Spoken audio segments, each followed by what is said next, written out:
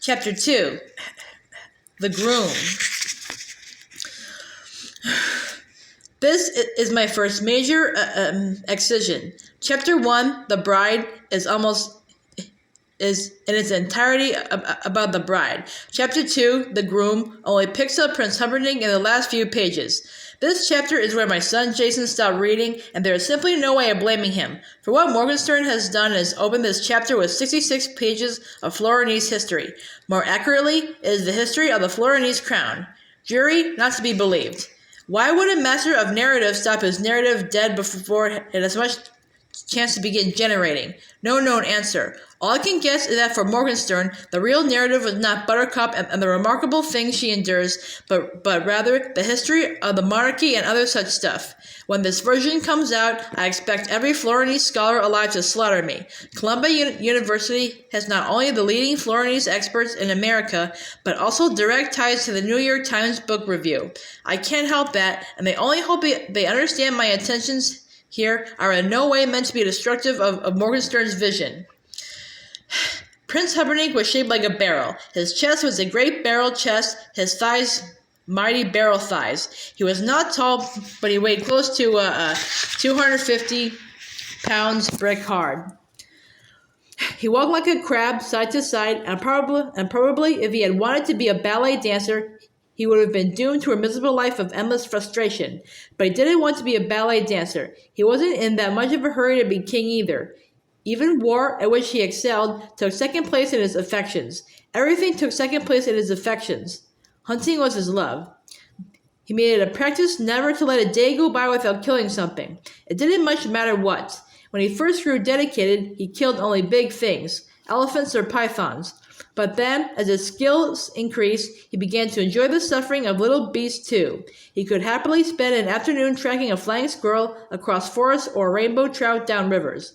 Once he was determined, once he had focused on an object, the prince was relentless. He never tired, never wavered, never ate nor slept. It was death chess and he was international grand master.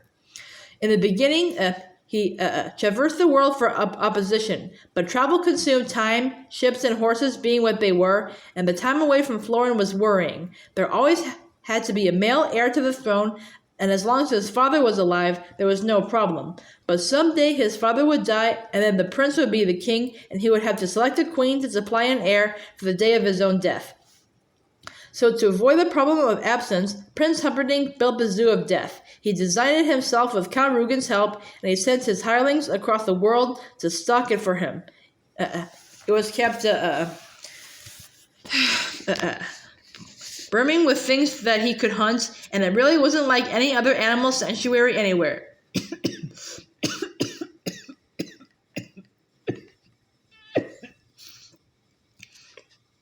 In the first place, there were never any visitors, only the albino keeper to make sure the beasts were properly fed and that there was never any sickness or weakness inside. The other thing about the zoo was that it was underground. The prince picked the spot himself in the quietest, remotest corner of the castle grounds, and he decreed there were to be 5 levels, all with the power needs for his individual enemies. On the first level, he put enemies of speed, wild dogs, cheetahs, hummingbirds. On the second level belonged the enemies of strength, anacondas and rhinos and crocodiles of over 20 feet. The third level was for poisoners, spitting cobras, jumping spiders, death bats galore. The fourth level was the kingdom of the most dangerous, the enemies of fear, the shrieking tarantula, the only spider capable of sound, the blood eagle, the only bird that thrived on human flesh, plus, in its own black pool, the sucking squid. Even the albino shivered during feeding time on the 4th level. The 5th level was empty. The prince constructed it in the hopes of someday finding something worthy, something as dangerous and fierce and powerful as he was. Unlikely. Still, he was an eternal optimist, so he kept the great cage of the 5th level always in readiness. And there was really more than enough that was lethal on the other 4 levels to keep a man happy. The prince would sometimes choose his prey by luck. He had a great wheel with a spinner, and on the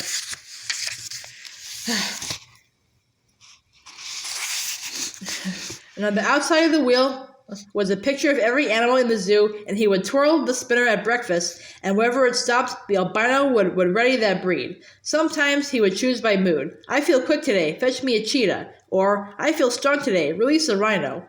And whatever he requested, of course, was done. He was ringing down the curtain on an orangutan when the business of the king's health had made its ultimate intrusion. It was mid-afternoon, and the prince had been grappling with a giant beast since morning, and finally, after all these hours, the hairy thing was weakening. Again and again, the monkey tried to bite, a sure sign of failure of strength in the arms. The prince warded off the attempted bites with ease, and the ape was heaving at the chest now, desperate for air. The prince made a crab-like step sidewise, then another, then darted forward, spun the great beast into his arms, began applying pressure to the spine. This was all taking place in the ape pit, where the prince had his pleasure with many simians. From up above now, Count Rugen's voice interrupted. "There is news," the count said. "From battle?" the prince replied. "Cannot it wait?" "For how long?" asked the count. Crack!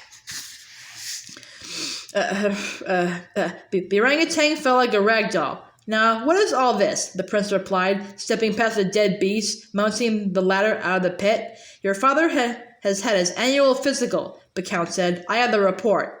"And?" "Your father is dying." "Drat!" said the prince. "That means I shall have to get married."